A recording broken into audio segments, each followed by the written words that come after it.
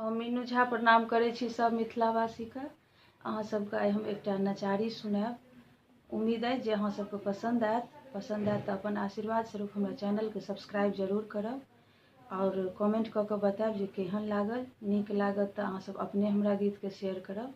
धन्यवाद।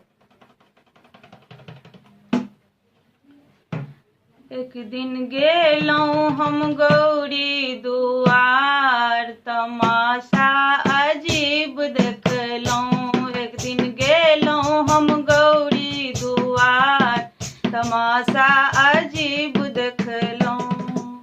शिवजी के देखलहुँ तांडव करैते, शिवजी के देखलहुँ तांडव करैते, तांडव करैते हो तांडव करैते।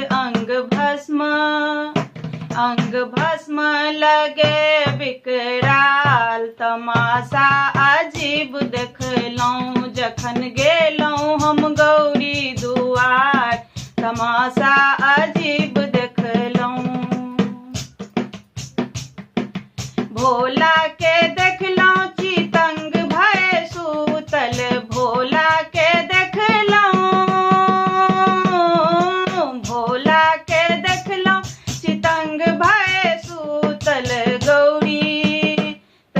गौरी पीटै छथि कपार, तमाशा अजीब देखलहुँ। जखन गेलहुँ हम गौरी दुआर, तमाशा अजीब देखलहुँ। कार्तिक के